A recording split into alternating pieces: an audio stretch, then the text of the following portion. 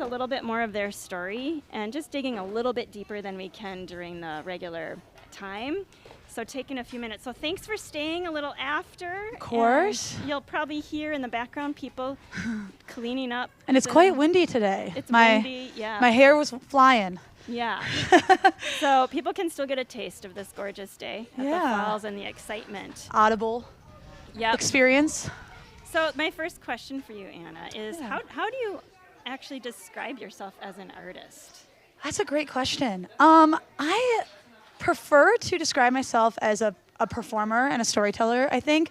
I have many hats I wear to facilitate those two roles. My background was mostly in musical theater. I started doing that, and I did start doing other styles of dance, but I mentioned this in the service that I didn't really start tap dancing until I was a little bit older. So I like to not only switch between those roles, but I also like to honor the time I've spent in all those roles by using an all-encompassing term of like performer or storyteller to just describe the reason I love to do all these things as well.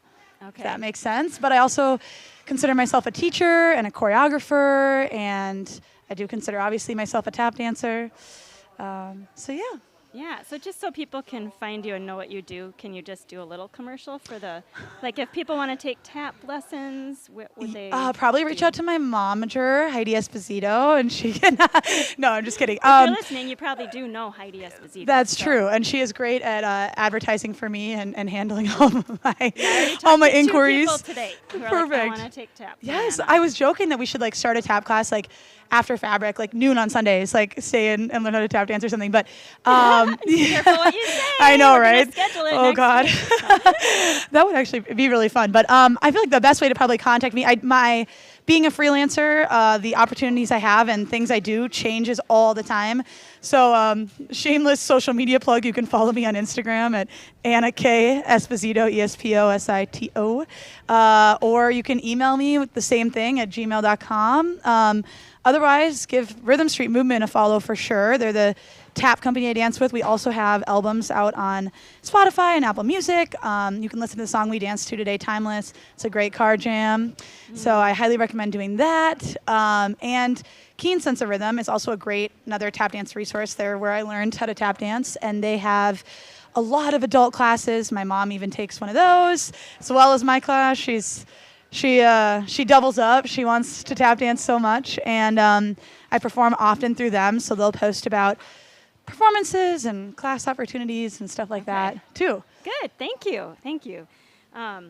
Yeah, there's different parts of our brains and souls, I think, that get touched when we dance, when we move our bodies in different ways, and so I'm gonna check it out. I think you should. So, but back to your story, Anna. So, however you want to define started, what got you started? That's a great story. So the first experience I had with tap was actually I went to an arts high school, and we took a tap class, and that was kind of my first introduction to it. And I knew I loved it, but I was busy doing so many things that it was kind of just always on the back burner a little bit until I was teaching other genres of dance at a dance studio. And Ricky Milan, who is the founder, I guess is the best word to say, of Rhythm Street Movement, and who came and danced with me a little bit today, he was on tour with the company, and he needed a sub. And he was like, could you sub my class? And I was like, sure. I took tap in high school. I could probably handle it. Spoiler alert, I could not handle the level of tap he was doing. And so I called up my teacher from high school, and I said, do you have any adult tap classes? I got to train a little bit more before I keep subbing his class. And I just found such a community once I walked in the door of these tap classes, and my eyes were just totally opened up to the world of tap dance and all of its forms and all of the ways it exists in this world. And there's so many communities of tap dancers all over the world, and everyone I walk into is just so welcoming and so connected and full of so much joy that I was just hooked. And so I kept training, and I kept going to these festivals, and then somehow people started paying me for it, and then here I am. So wow, I love that you were already like accomplished at a lot of different kinds of performance, and that you let yourself be a rookie again. Yes, that was an incredibly vulnerable experience for sure. Like you said, especially I was already performing professionally as a dancer, just not a tap dancer, and as a musical theater performer.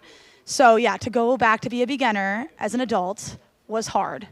And also, most things I've tried, I've been very fortunate to be pretty naturally good at, and tap was not like that for me. Really? Yeah, so I had to really work hard to get good. And so it was also this great experience in discipline and just so satisfying to actually put in a lot of work towards something and really see results. And I'm really proud of that work that I did, and it taught me a lot. Wow. Yeah, so. Yeah, I can see that. So Ricky saw something in you that he said, hey, can you Apparently. step in? Yes. Wow. And I think he didn't truly know my level at the time, but then I kept dancing and I kept working, and I remember one class in particular that I was subbing and he kind of came back into, and he was like, wow, you've been practicing. And I was like, Oh my I gosh. have. Awesome. And I'll never forget the first time he texted me to do a show, and I was so excited and so honored, because that was definitely a goal, like when I started, because he was someone I had seen tap dance at that level, and that was definitely kind of the dream, was to get to that place. And him asking me to be a part of a show was definitely an acknowledgement of the work that I had done to get there. So what keeps you going now? Oh man, I think I saw a quote the other day that was like, education is never finished or something like that. And I totally believe that. And I totally believe that in tap dance. Like, you can think you've learned all there is in tap dance, and like then you go see someone else dance or go take another class or go to another festival, and your eyes are open to like a million more possibilities and combinations and steps. And everyone in the community is constantly working to better themselves as dancers and to get tap more visible in our communities, especially around musicians and in pop culture even. I mean, I mentioned this when I was talking, that so many people have this antiquated view of tap dance kind of existing only in the past. And it is so alive, and it is so growing and so present and so evolving, that definitely keeps me going. And personally, just like, where can I take tap dance? And like, how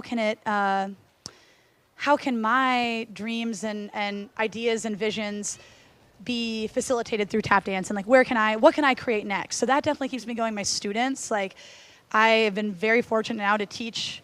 This first experience with Ricky happened about 10 years ago. So I've been teaching tap now for about 10 years. And I have been so fortunate to see my students go on and have incredible careers in tap dance and experiences in tap dance. And that inspires me to only get better, so I can continue to teach them and inspire them, and they inspire me back. And yeah, so there's a lot that keeps me going in tap dance.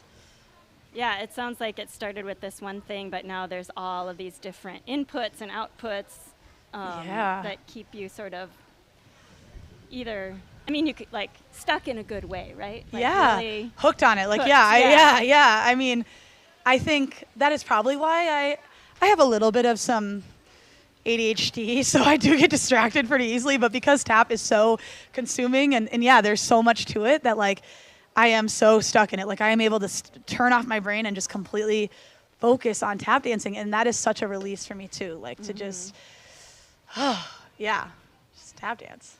Well, that gets at a question of, I mean, what makes it hard?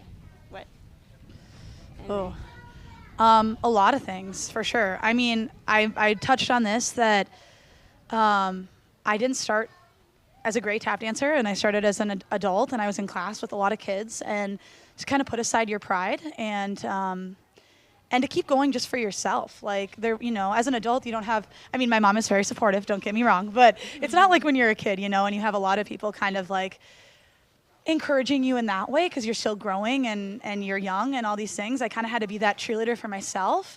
So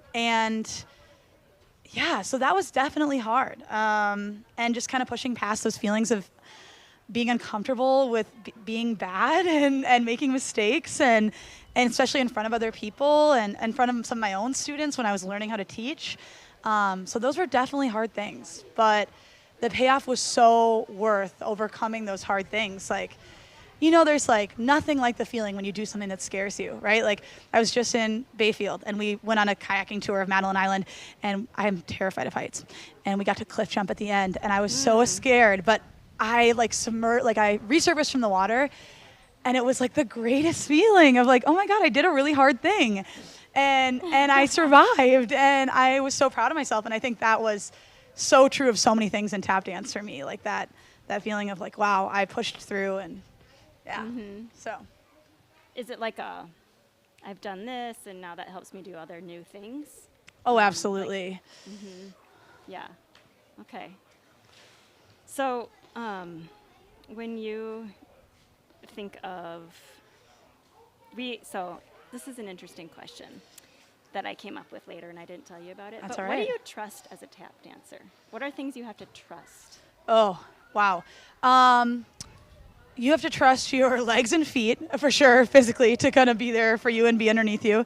And you definitely have to trust your ear to listen and to respond and react to either, the other tap dancers you're with or the musicians you're playing with.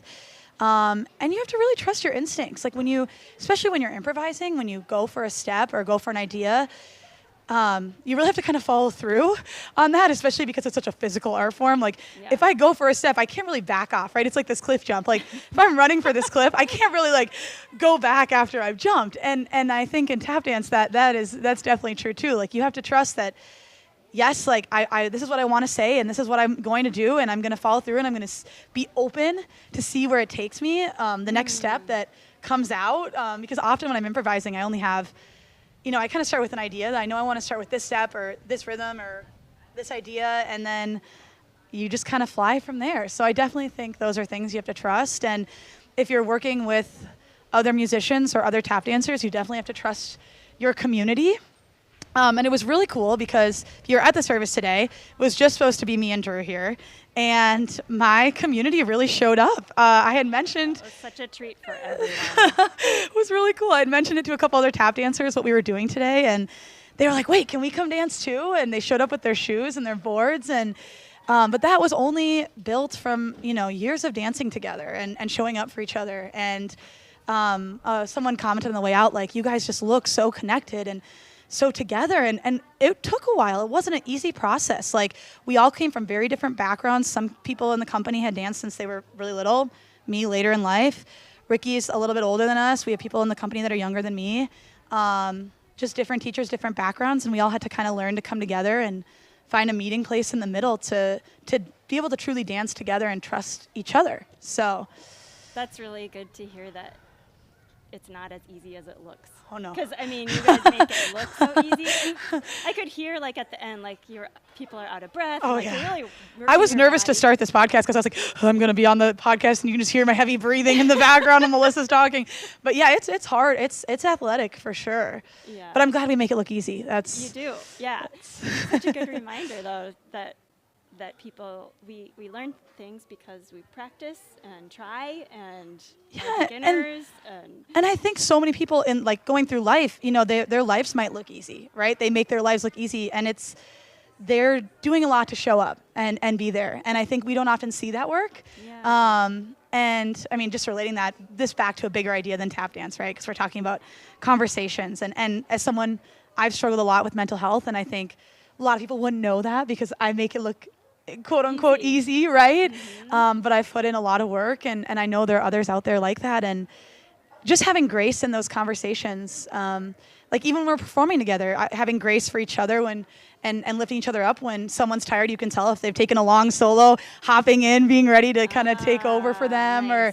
Or we shout to each other a lot on stage to encourage each other, especially after a long number. Or when we were doing the driveway tours and it was 100 degrees outside and we, had 6 more shows to do that day. We're like, we got it. So, yeah. I love that. It was so contagious, the spirit of togetherness that and fun and joy. Thank you. Just pure joy. I love to tap dance. I think you asked earlier, like, why I kept going or why I tap dance. And, like, once I started, it was a thing that made me so happy. And I was like, oh, I love this thing. I want to keep doing this thing. This is where I feel joyous, where I feel happy. And when you guys asked me to come talk about I was joking with my mom. I'm like, they know they're like letting me talk about like the thing that makes me the happiest and like that I'm the most passionate about. Like I might never stop talking about this. So like, are they sure? Like I'll do it. I will definitely do it. But yeah, Well, that's so exactly thank you. why we asked you. So. Oh, thank you. Thanks for letting me share that. But I'm glad it came across because that is something I really want to tell people about me and tap dance and yeah. Well, thank you so much because Of we course. all benefit from that joy that you've shared and your passion and your work. So Thank thanks for the you. work you've put in. Thank you. And for sharing some of those realities of it Yay. with us and with our listeners. And I think that's a wrap for today. Beautiful. Wow. Not too hard. Not too hard. A good conversation. Yeah. Yeah. Thanks so much. Thank you. Keep dancing, everybody. Yes.